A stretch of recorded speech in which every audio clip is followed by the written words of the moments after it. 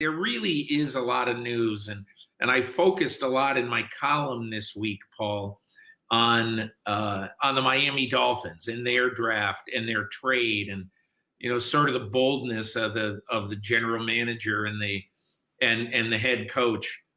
And let's start there. I find it really interesting right now, like really interesting. When I covered the NFL, started covering the NFL in the 80s, there were not many trades. I mean, there were some trades on draft day to pick up draft picks for other things and all that, but there really weren't very many trades. And now it's like a trade-a-palooza. As I say in my column, that Chris Grier, the GM of the Dolphins, since he has had sole control of the personnel side, has made 28 trades in 28 months. And so I just think the game really has changed, and a lot of people basically have decided, hey, we are going for it right now. I thought you made a really good point that speaks to that in your article on Monday, Peter, when you said what the passing game is not a football on the field, this attitude about trading and the courage and the boldness when it comes to trading. It's the same thing for rosters and personnel as what the passing game has done to football. And you also mentioned that the modern GM, not just in football, but in any sport, needs four things. I liked all four, but one of them you mentioned was he can't be afraid. And maybe the GMs of the former years, past decades, when you were first starting to cover the league, maybe they weren't afraid, but maybe it was just like you weren't supposed to think about giving away a first-round pick. That just wasn't part of the thought process or the vernacular. And now, whether it's that they're not afraid or whether they just turned a corner to a new way of thinking, this is part of what they think about every offseason, every winter. What could we get for that first-round pick? And it's completely changed the game in terms of the way we cover the draft and what they're doing leading up to the draft. I think, look, this is just, to me, what I'm about to say is kind of crazy, but I went back and I figured out in Chris Grier's 3 drafts, 19, 20, and 21. Okay, he has either acquired or traded away 19 picks in the first 2 rounds. And a lot of people would say, well, geez, that's crazy. Why are you doing all this and all that? But I mentioned this. I talked to Bill Parcells last week, and I didn't put stuff from him in the column. I very well could have. I really had a lot of stuff. But one of the things that I said to him was, I said, Bill, when I covered you guys in the 80s, because I covered the Giants for 4 years in the George Young, Bill Parcells era. And I said, when I covered you for 4 years, basically, I said, I don't know how many trades George Young made, and I told him Chris Grier's made 28 in 28 months. And he goes, George probably didn't make 10, the whole time that he was general manager of the Giants. That just wasn't the way people did business. And that really is what has changed. And when I say don't be afraid, I think here's the point I would make. And let's refer to the trade this year when Miami traded from 3 to 12. And look, you got to hand it to John Lynch and Kyle Shanahan too. History will tell the tale of whether they were right or wrong. But almost in any case, I don't even view this with the Dolphins, quite honestly, as being a gutsy trade. If somebody offers you to move down, you're not going to take a quarterback, okay? And somebody offers you to move down 9 spots, 2 future 1s and a future 3, you'd almost be committing malpractice if you don't do it.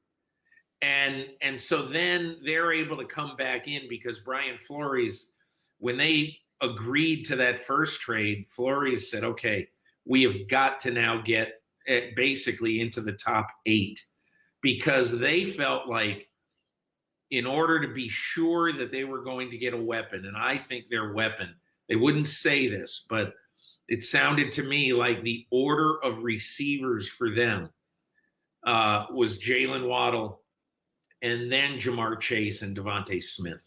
So it sounded to me like they felt if they could get up a little higher than 8, that they would be assured of being able to get Jalen Waddle like it's 6 or 7. They got to 6, they got Jalen Waddle, and it all worked out. But, Jimmy Johnson told me one thing last week, and I think Jimmy is one of the guys who really broke the logjam of trading.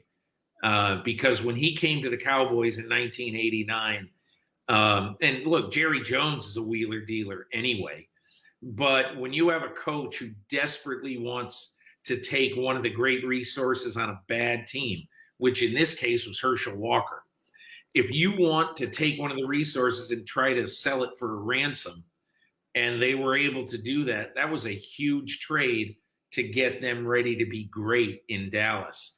And as Jimmy Johnson said, hey, I think what Chris Grier has done is good. I like his trades. I like the players they've picked and collected. But, doesn't mean anything if you don't win. And Brian Flores said exactly the same thing to me. A number of things jump out here, Peter. Number one, and I'm going to reference that list that you made of 4 things about what a pro GM needs right now. Your first was know when you have leverage and then use it. And at some point of this process, a giant light bulb went off in their head down there in Miami. Hey, sitting at 3, we're not going to take a quarterback. And a number of people in the league desperately want a quarterback. There are a number that are going to go in the top 10. We have leverage on our side, maybe more than we ever will. So they applied that very well, trading back and then back up. And what also stood out to me when I was reading your article and listening to you right now, this is a head coach in Coach Flores and Brian Flores and a GM in Chris Grier. Basically, when figuring out, okay, we're going to take this trade, but then we have to know, in the other hand, we can get up to a certain point in the draft. They're kind of doing a mock draft in their head the same way we do. They're looking at the rest of the teams in the top 10 like, okay, who might take a receiver? And clearly they were stuck on Detroit after they lost Galladay, and a number of players are like, they might take a receiver there. If we don't get ahead of them, we're not going to get one of the guys or the guy that we want. So leverage, yes, they realize that, but kind of doing a highly educated mock draft when figuring out where they were going to get up to, just like we all do in the days leading up to the draft. I think what Chris Grier believed, and we'll talk about leverage in a second, but I think what Chris Grier believed is that the first 3 picks are going to be quarterbacks. We don't want a quarterback. So now, what order will the players go in after that? I believe that the Dolphins thought chances were better than 50-50 that Atlanta would take, the tight end, Kyle Pitts. And if they didn't, they're going to take a quarterback. So I just got the feeling that they weren't all in on Pitts. They have a really good offensive pass-catching tight end right now in Chris Gesicki. And so I think they were more interested in a weapon. Now let's go to number 5 in Cincinnati. They thought that it was more likely than not that Jamar Chase would be the pick there. Jamar Chase or Penei Sewell. Now, for whatever reason, and this is their thing, they were not going to take Penei Sewell in this situation if it was a situation where it was Waddle, Devontae Smith, Penei Sewell. So now they figure, and this is hard to know a month before the draft, but I think even at the time, this is what they figured, and it is how it panned out. I think they figured that if we get to 8, we're going to get one of the 3 receivers, but it's not going to be our choice. If we get to 6, we are going to get one of the receivers, and it's likely to be our choice. And in talking to Brian Flores and Chris Grier, Flores especially, I'm going to write a little bit about this in my column next week. To hear him talk about the problems that Jalen Waddle is going to present to a defense and the problem that he is in either punt or kick returns. I believe he's going to do one of those most likely as a rookie. And so in listening to him talk about the problems they present, as he said to me, he said, I look at, as a defensive coach, I look at a player who is going to require 2 players on defense to neutralize him. If you put one player on him, I know that he's going to make enough plays in a game to have a huge impact on the game. Let's talk for a second about leverage. This really sticks out in my mind, and it's John Lynch is involved in both stories. In 2017, Lynch, Kyle Shanahan, Jed York of the 49ers allowed me to sit in their draft room and watch them have their first draft. It took a lot of cajoling. Kyle wasn't the biggest fan of this, but they ended up allowing me to sit in there. And so I'll never forget this. About, I don't know, maybe 30 minutes before the start of the draft, might have been 15, I forget, but shortly before the start of the draft, they got Ryan Pace on the phone, the general manager of the Bears. At the time, the 49ers were picking second and the Bears were picking third. So the 49ers had a very good feel that they knew that Myles Garrett was going to be the first pick in this draft.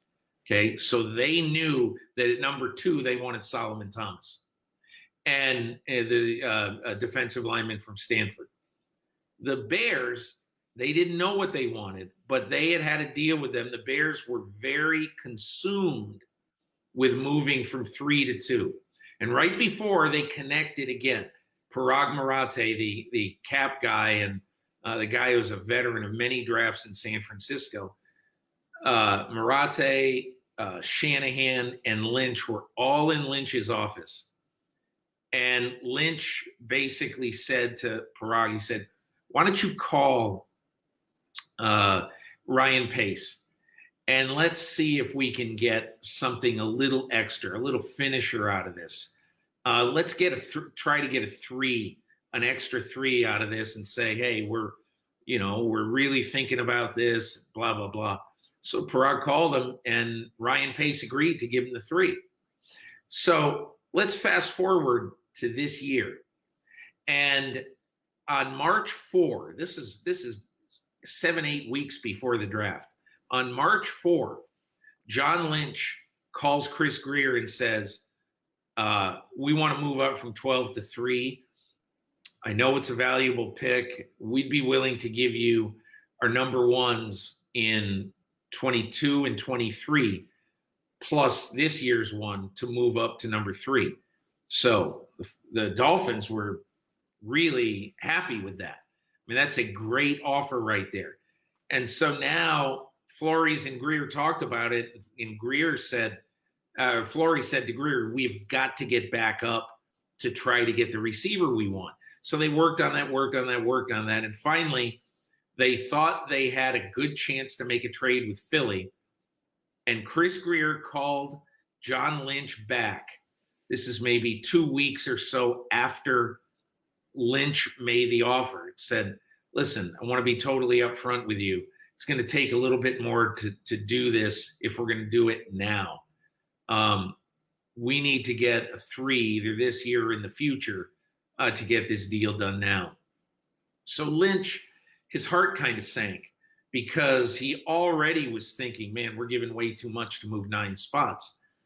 And, a lot of people inside the 49ers said, no, say no, we don't want to do that. But Lynch, I think, knew that there was value in having this deal done early so that they could focus on which quarterback they were going to take. The last thing that John Lynch wanted to do was sit at 12 and let the fates decide what he was going to do for his quarterback. So he agreed to give him the 3, and that's what ended up getting the deal done. But that, to me, is when a general manager uses leverage. And look, here's the other part of this that is so interesting. John Lynch really likes Chris Grier. He doesn't look at him like, oh man, he did a stick-up move with me and he held me hostage. No, he's been there before. He knows that when you're a general manager with something that another team really wants, well, you got to try to maximize that asset. And that is, to me, what the Miami Dolphins did this year in maximizing the asset of the 3rd pick in the draft. The bottom line is he needed those good relationships to come through. And I think he shared with you, it's not just about us getting a good deal. We need both sides to feel like they Yeah. got a good deal and like they wanted something. Then you can come back in a year or 5 years or 6 years and maybe do another big deal like that because of the way they interacted. One other leverage thought, Peter, and I think he nailed it with the number one part about at number 3 and teams needed quarterbacks. Second part of that leverage in that deal with Philadelphia, and also has to do with quarterbacks, I think they knew when they thought about getting back into the top 10, up there to 6, that Philly is probably thinking, you know what, we're going to try this with Jalen Hurts this year, but if it doesn't work, we need some picks to maybe trade up and get a guy that we really love next year. So the main leverage was the quarterback need this year, but they also knew the league, and we're probably assuming Philadelphia was planning for the year ahead as well. That was a form of using leverage too, and also kind of connecting dots and thinking that Philadelphia could possibly be in the game for gaining picks for a quarterback move next year. Look, I understand Howie Roseman is a punching bag in Philadelphia right now. I forget if it was at a Flyers game or a Sixers game a couple of weeks ago, a Fire Howie chant went up. And so, being a general manager after your franchise 39 months after you win a Super Bowl, and now it is totally disappeared into thin air. The coach isn't there. The quarterback's not there. The MVP of the Super Bowl run isn't there. So you look at that, quite honestly, and you say, wow, the general manager needs to pay the price. Maybe he needs to walk the plank. But look and see what Howie Roseman has done now in putting the Philadelphia Eagles in position basically to own the 2022 NFL draft. They have their own first-round pick. They have Miami's first-round pick from the trade from 6 back to 12 this year. And if Carson Wentz plays 75% of the snaps in Indianapolis, they will have Indianapolis's first-round pick next year. And look, even if Wentz doesn't play that many snaps, they'll get Indianapolis's second-round pick. But let's just say, for the sake of argument, because I think we all agree that Carson Wentz is going to be the starting quarterback in Indianapolis and will play at least 3/4 of the season, that they're going to have 3 first-round picks next year. And right now they have a quarterback in Jalen Hurts that, in my opinion, is in the exact same position that Dak Prescott was in 2016, which is he was drafted and never having any idea that very soon after he was drafted, the team was going to ask him to start. But Tony Romo got hurt, and he played so well that Tony Romo couldn't get his job back, and he's now the long-term quarterback of the Cowboys.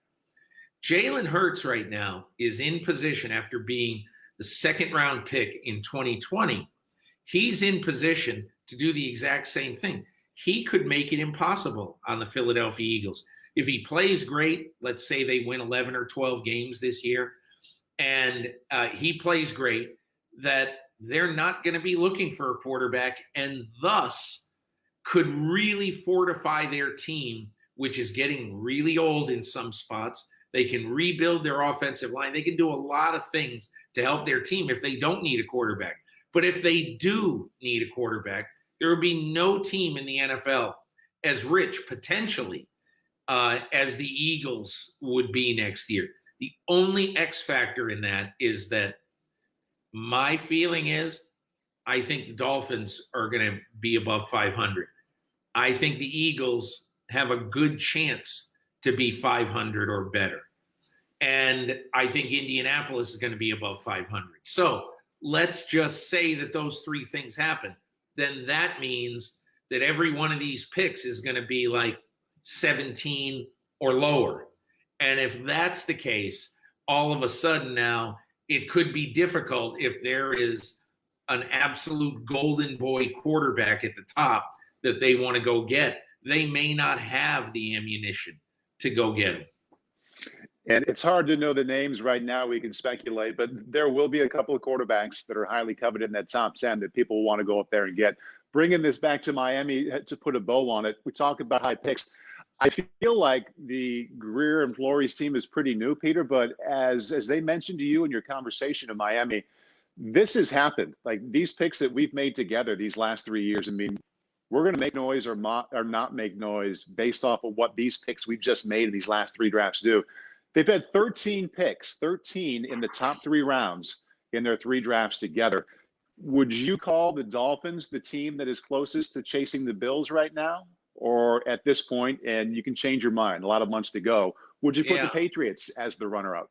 I'd put the Dolphins ahead of the Patriots right now. But again, I mean, if Tua is shaky, Tua Tagovailoa, the second-year quarterback, if he's shaky, and he might be, that is going to make all the difference. But here's what has happened to me, Paul. I think what is so interesting is that there's a very good chance that when Miami starts this season, or maybe a month into the season, that they are going to have 4 of their 5 starting offensive linemen have been drafted in the last 2 drafts. Because as of right now, you know, you've basically got Austin Jackson, who was when they traded Minkah Fitzpatrick to Pittsburgh, they got the 18th pick in the draft last year for that. That's Pittsburgh's pick. They took Austin Jackson. They got 2 other linemen in the draft last year who are now starting guard and starting tackle. Solomon Kinley, the starting guard, is, I think, going to be a really good one. And this year, you know, our good friend Liam Eichenberg, you know, was picked in the 2nd round. They traded up, I think, to number 42 to get him.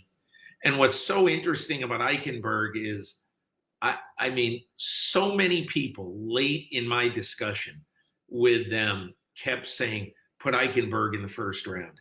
This is an absolutely steady Eddie guy who's going to start 10 years in the NFL. And so, look, Eichenberg probably moves in as a guard this year. But just imagine, you know, if you look at, let's just say, 4/5 of the offensive line, the quarterback, the biggest offensive weapon, they've all been on the team for 12 months. And so, and look, Flores and Grier are very, very clear. These picks, they're our team. And, you know, if the line is leaky or Tua stinks or whatever, they're in trouble. So, you know, a lot of things have to go right. But right now, I'd put the Dolphins number 2 in the division. You talked about the offensive line. If you throw in Waddle and Tua, over half of the starters on offense will be from the last 2 drafts, which is really something. Says a lot about the youth and how they've drafted down there. What's your number one takeaway? Your number one thing, you're going to watch the Dolphins maybe a little bit differently in September based off the conversation that you had with those guys recently. Getting Jalen Waddle involved early, often, and all over the field. They believe that he's going to make Tua 10 or 15% better. And we'll see. I mean, my only problem with receivers very high in drafts, I understand why everybody loves receivers. But all I can think of is think back to 2017. Was it 2017 or 18? I think 2017, where it's Davis, Williams, Ross. Okay. Tennessee, LA Chargers, Cincinnati. They take receivers at 5, 7, and 9. And none of them have panned out to be like top 10 picks. Mike Williams is a good player. And Corey Davis is a good player. But, I mean, you look at all of the depth of receiving in the last, say, 3 drafts that, you know, I did something in my column about 2-3 weeks ago in which I said that of all the receivers drafted in the 1st and 2nd rounds since 2016, that's 5 drafts. This was before this year's draft. In 5 drafts, it's almost unarguable that the better depth is found in round 2 versus round 1. And so I sort of look at this and I say, hey, listen, I can't knock Jalen Waddle. I can't knock Devontae Smith. I can't knock Jamar Chase. But, you know, every time a receiver gets picked in the top 10, I mean, it's at best 50-50 whether that guy is going to be a big impact player. But Miami really needs Jalen Waddle to make some explosive plays, I think, to really help Tua get his footing as the Miami long-term quarterback. If the defense can stay right where it was, Peter, get a little bit better than last year, it's the kind of offense that doesn't need to be a top 10 offense. If they're a middle of the pack offense with a defense that played the way it did a year ago, they can be players in January. My one asterisk on the defense is that Byron Jones just has to be better. They paid him $1 jillion in free agency from Dallas, and he was just a guy last year. So he's got to be better this year. Interesting news with Urban Meyer signing Tim Tebow. A lot of opinions out there about that. I have one as well. Your thoughts on Tebow possibly, or it sounds like likely being signed there? My thought is that every team gets to bring 90 players to training camp. And every year the NFL allows teams, for instance, to sign an international player to bring him to training camp, to try to get some goodwill with, football people, say in Germany and in other countries. And so to me, the 90th player, Tim Tebow will be the 90th player on the roster in Jacksonville. And to me, this is like giving Urban Meyer his security blanket. This is a total absolute experiment. And I doubt he would make the team. Who knows? Maybe they keep him around till their final cut. I don't know. But I think this is simply about trying to see if they can get a guy on their team who at a poor position, who can do something that other guys on their roster can't do right now. And I understand it's very unlikely. He's 33 years old. He's never in his life had to be a blocker. Okay, so there's a whole different way for Tim Tebow now to have to act to make this team. I think a lot of people view this as a farce, as basically bad comedy and all that. I mean, the 90th guy on the roster, half of my opinion is, who cares? Right. The other half of my opinion is, when you sign Urban Meyer to be your head coach, you have to say to him, Coach, this is your team. It's your roster. Have at it. Right. I kind of think of it first and foremost, Peter, I try to put myself inside that locker room, and I think about what are the guys who are the established veterans, the stars, the core of that team, what are they going to think? And I back up a little bit, and I believe, and I'm not inside that locker room, but I think a lot of these players look at a college coach coming into the NFL and say, okay, that worked with the kids. You did a good job with the 18 to 22-year-olds. Let's see how you do with these grown men. So it's a little bit of a glass empty or half empty instead of full, I think, with the way some of these veterans look at it.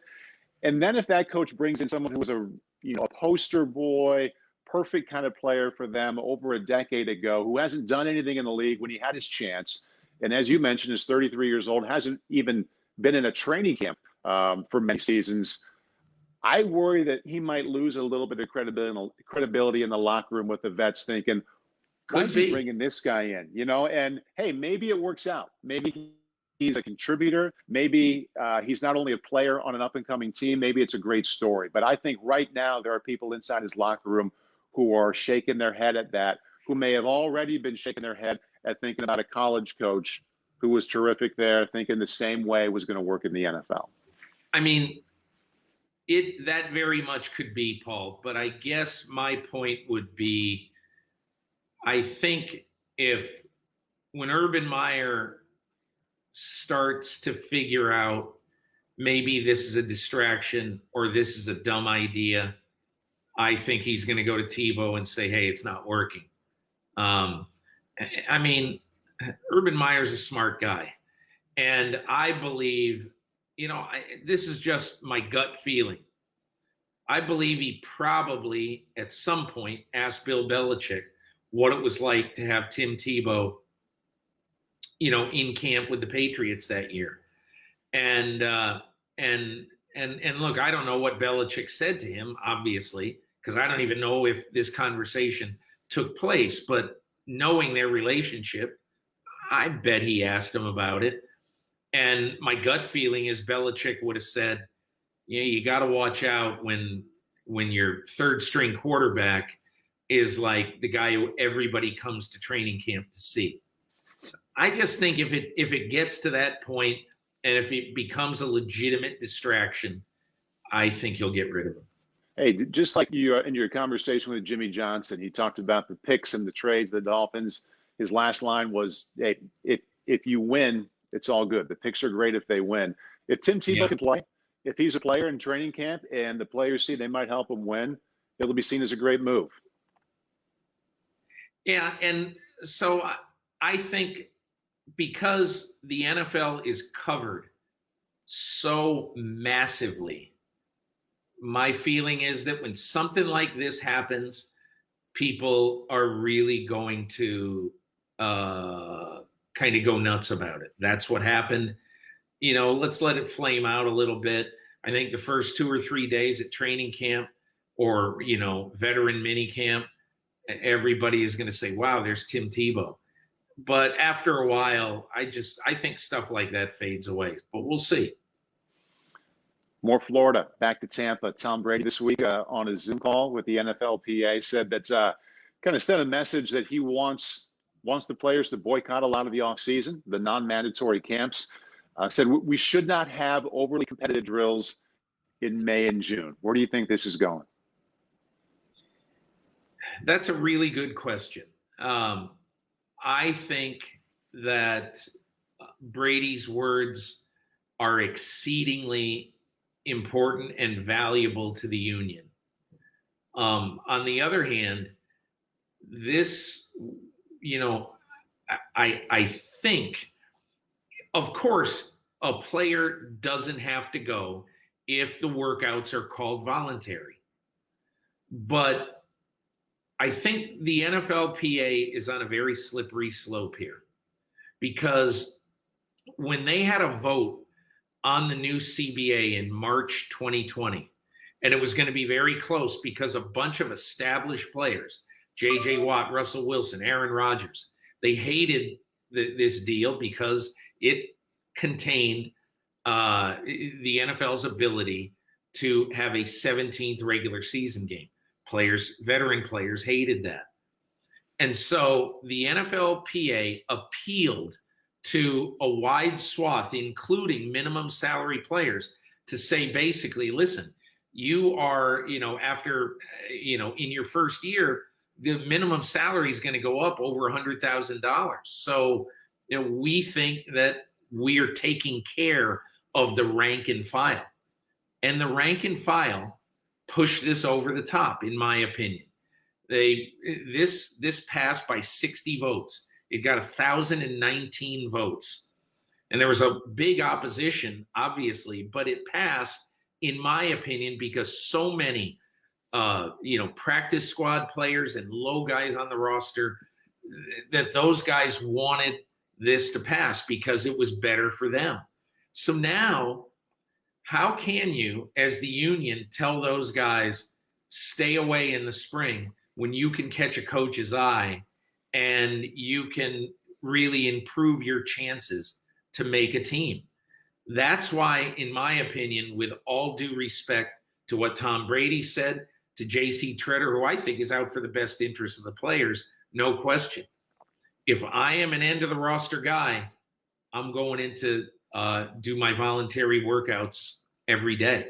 I just am. And I don't view it as union crushing or, a scab or anything like that. I view it as, hey, listen, there are times when we got to take care of ourselves.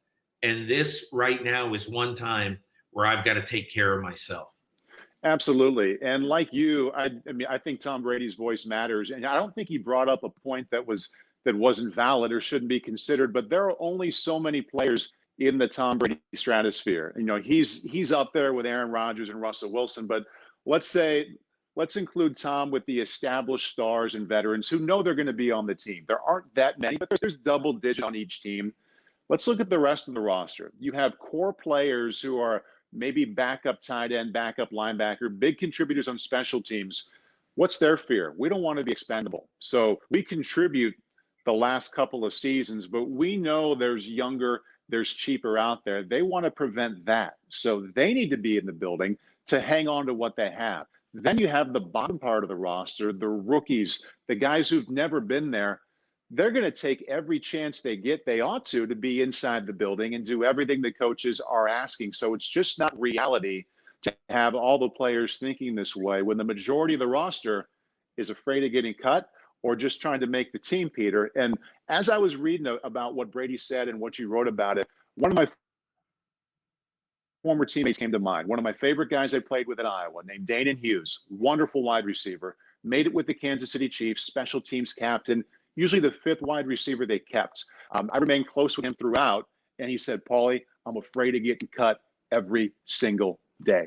I walk into the locker room, and I exhale and relieve that my name is still there." And for a while, I thought maybe he was embellishing, but the more I got to know the league and the more I understand the dynamics, I think he was right. He was an established core veteran. He had a nice role, but he wasn't so high up that he knew he was going to be there. I think the fear of getting cut every single day drove him to make it those 5 years. And that was a while ago.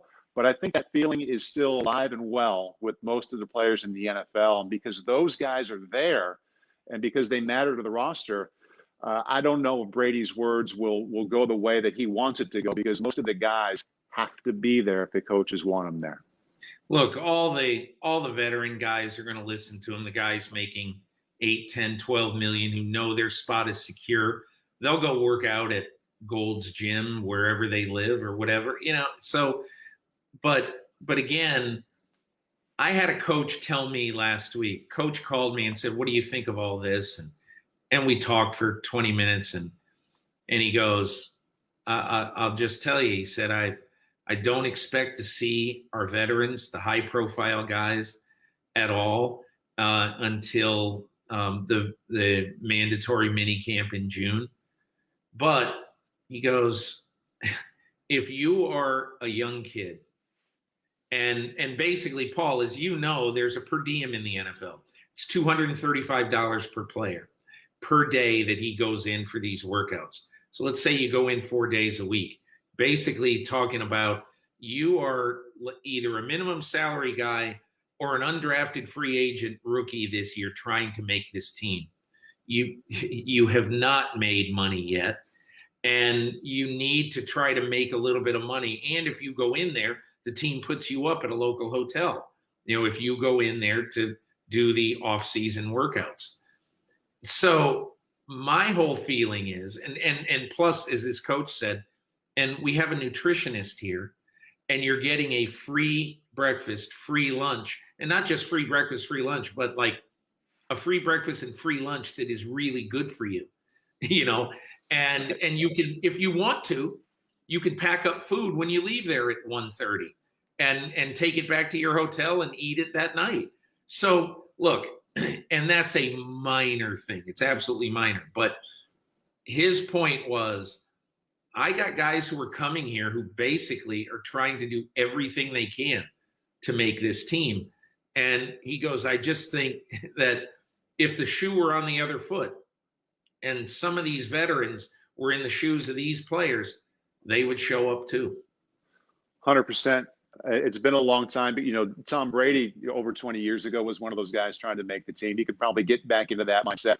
He said there has to be a better way. And I was thinking about that, Peter. Maybe the better way to get everybody on board of being there with the mini camps and the OTAs.